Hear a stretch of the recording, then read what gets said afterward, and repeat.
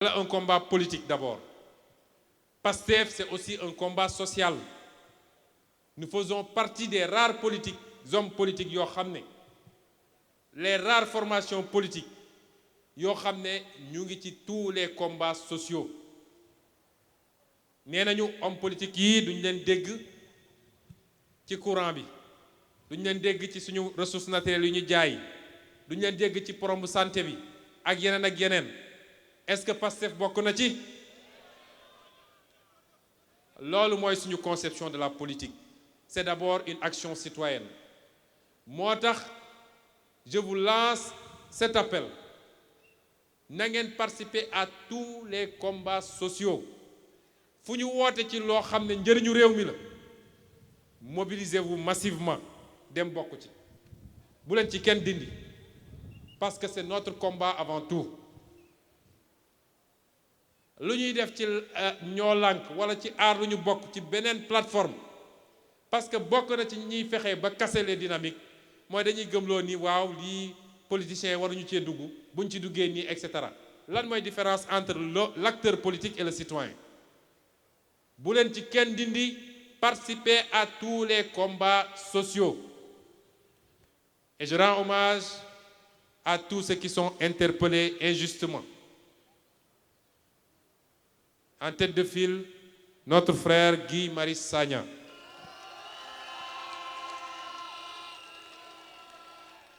ak lu ñu mën a wax rek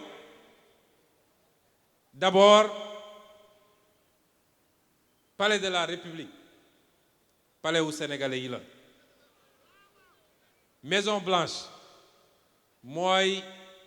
fi nga xam ne li ñu naan l'homme le plus puissant du monde fa la ne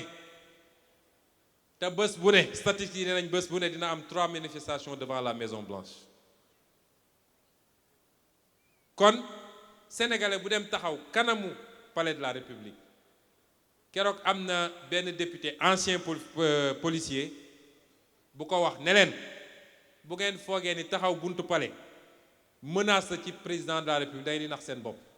balaa ngeen doon xam ni le palais est la zone la plus sécurisée nit ëpp dugg ci biir kon ñëw taxaw buntu palais da ngay manifester te ñeneen defoon ko bokk ci seen parti ñoom mu amoon sax ñu yéeg ci grille bi te tey kenn tëju leen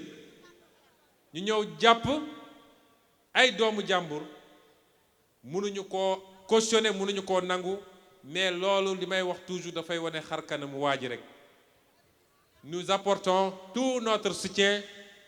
à monsieur Guy Marius Sagna et aux autres interpellés tey lii suñu kàttan lépp pour ñu bàyyi leen ci ni mu gën a gaawee dinañ ko def Guy Marius Sagna fait partie de ceux qui ont compris que l'action politique et l'action sociale sont indissociables moo tax mouvement yépp mi ngi ci waaye mi ngi suñu biir coalition nekkoon suñu directeur de campagne ci élection législative nekkoon ci organisation élection présidentielle bi donc c'est l'un d'entre nous et nous lui apportons notre soutien total moo wax tamit ni le combat de PASTEF a dépassé nos frontières aujourd'hui PASTEF est devenu et commence à devenir une icône sur le plan africain ña ñuy suivre di ñu apprécier barki dem bi ma demee Niger ñi ma fa dajeel ñépp 6 leaders politiques jóge woon ci 6 pays différents ma daje fa ak ay nigériens yu bari boole si li ma ci gën a yéem dañuy ñëw fekk ma fi ma taxaw ñu may génneel ay vidéos de mes prestations à l'Assemblée nationale kon le discours que nous tenons le discours patriotique mais également le discours panafricain est suivi partout en Afrique nañu assumer cette responsabilité bu ñu mënoon jël sax le leadership ñu jël ko parce que lañu liggéey fii ak lañu fi xeex ay génération xeex ko ba tey ñu am ce semblant de démocratie et de liberté war nañoo may feneen fu mu néew biir Afrique ñu mën a doon ay porte-étendard ba ñu gis ñu ci moo tax fépp fu ñu gis un candidat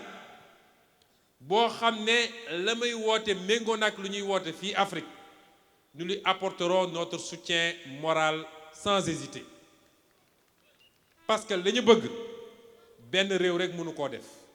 il faut ñu fexe ba dans beaucoup de pays africains émerge un leadership nouveau, un leadership décomplexé,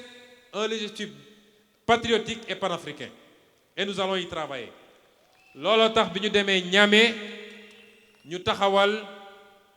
ce qu'on appelait l'interafricaine progressiste yéen ñëpp ci ngeen bokk ñoo ngi liggéey texte yi ñoo ngi koy yaatal des pays francophones nañ ci bokk des pays anglophones nañ ci bokk des pays lusophones et même peut-être arabophones nañ ci bokk ñu taxawal benn interafricaine bu am doole daal di xeex libérer